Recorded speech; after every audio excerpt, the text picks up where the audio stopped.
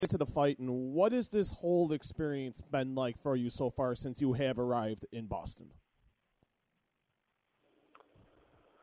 Since I've arrived in Boston, it's actually been pretty beautiful. I mean, the city is a phenomenal city. There's great sights, and then I'm walking down the street, and a bus drives by me, and there I am on the side of the bus, or I am in a car, and there I am on a big, huge billboard on the motorway. So it has been pretty fun out here in this beautiful city. The air is crisp, the people are nice, and I have been enjoying it. Seeing all the stuff like on the trash cans and the trolleys and the buses and the billboards just driving around the city, has that even taken you aback? Usually it doesn't seem like not a lot bothers you, but looking at all that, is that mesmerizing to you and you're like, holy cow, this is actually here and it's actually happening? It's more like, it feels like an illusion almost. Like it's not like, I don't know what way it feels. It feels something, but I cannot put the word what I'm trying to get. I enjoy it. It's almost like what I've been visualizing and what I've been planning and what I've been working towards. And it seems to be just transforming from imagination to reality pretty quickly. Almost I cannot tell the difference almost between the two. So it is fun, and I am enjoying seeing it. Now, and I talked to Dennis yesterday, and he said some things that, usually he doesn't say. He wasn't happy with your prediction of the fight ending in 2 minutes, and he's usually a guy that doesn't really talk too much. Do you feel like you're inside his head heading into the fight? I do not look to go inside my opponent's head. I can only be inside my own head and my own bubble almost, So I feel the prediction itself is an accurate one. I feel the shot I need to land will happen 4 or 5 times over within that 2-minute time frame. So I feel it could even be earlier. It's just something, just by judging by his reactions, his movements, I feel that the shot that I need to land will happen inside that 2-minute frame. What he thinks of it, unfortunately for him, it does not come into the equation. Now, your coach, John Kavanaugh, said, I saw a statement that he said that you'll finish this fight not in 2 minutes. You'll finish this fight in 1 minute. What do you make of your coach saying that about you? Yeah, again, it's back to what I said. I gave the 2-minute time frame because I feel the shot I will need to land will happen 4 or 5 times over. The finishing shot will happen 4 or 5 times over. So it's really on Dennis how many shots he can take. He could have.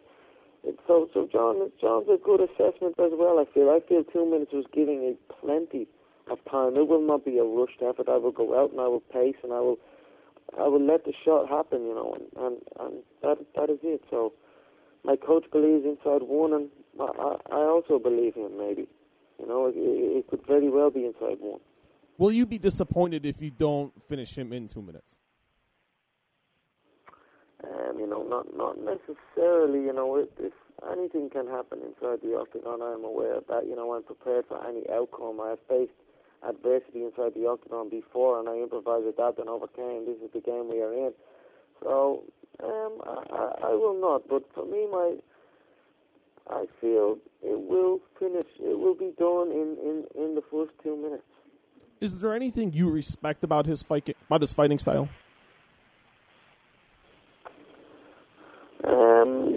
I respect. It's hard to respect a guy who's been with his history, of substance abuse, and who was caught trying to hide the substance, from the testing. And if I was to ignore that and look at his martial arts style, he has some qualities like they all have.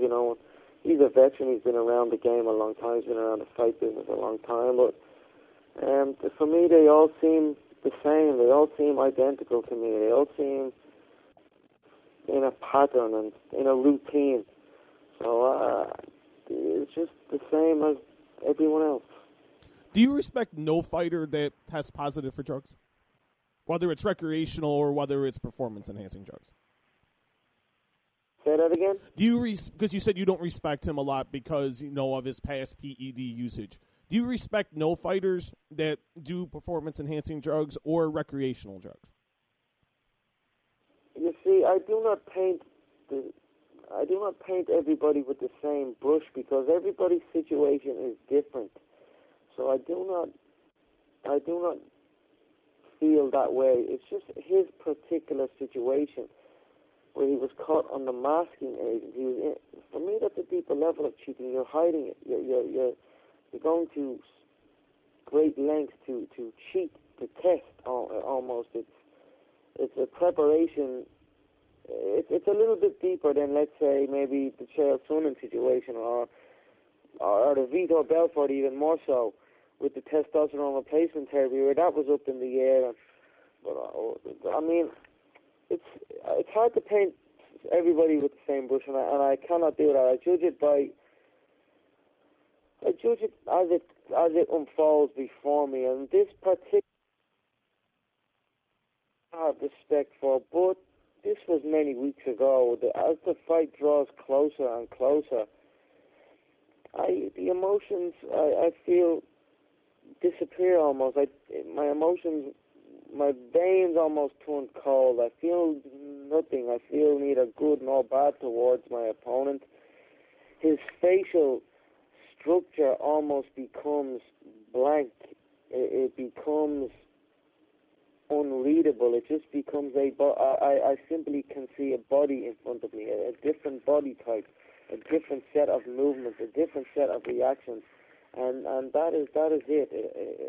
I try and pay no attention to nothing else. It happens naturally as well, so it's not really hard for me to do.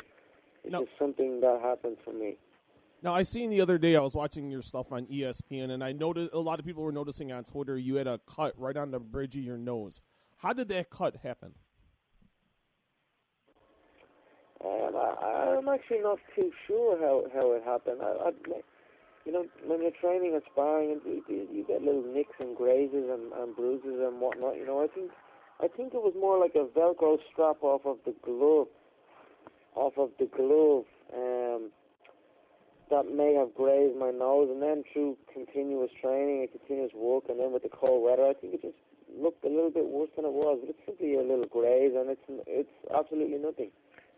Now, featherweight champion Jose Aldo will be in Boston. He's doing the Q&A on Saturday, and you were in Brazil for his fight against Chad Mendes. He's coming out here for your fight on Sunday night. And what do you make of Jose Aldo coming to see you fight on Sunday?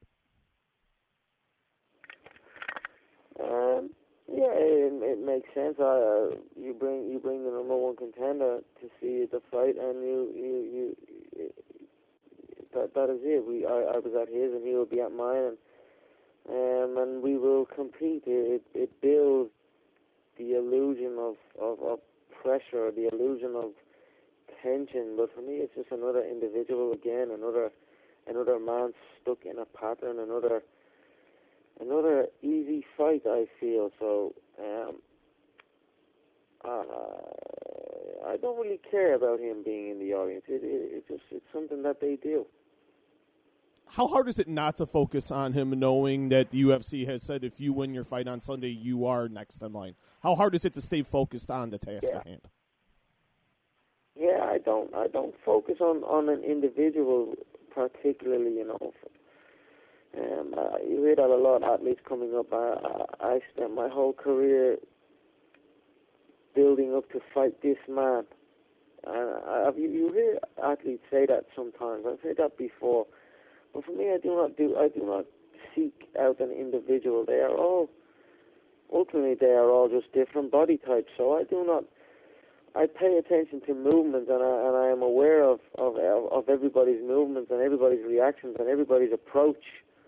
But I do not dwell on it. I simply map out what's in front of me, visualize what's in front of me, and go out and turn it from imagination into reality. Final question, Conor, and thank you so much for the time today. And when it all goes down on Sunday night at the TD Garden in Boston, Massachusetts, How do you feel the fight is going to go down? Is it going to be a knockout? Is it going to be a submission? What are you envisioning, because you're a visual guy, what do you envision happening and how are you going to finish the fight? I think it will be a KO, I feel, I think I will stop him with strikes, but make no mistake, if the neck or a limb presents itself, I will control it and I will manipulate it and I will take that home also, whatever presents itself. But I feel a powerful, smooth and ferocious combination of flurry of shots will end the contest. Conor, thank you so much for the time and the best of luck on Sunday.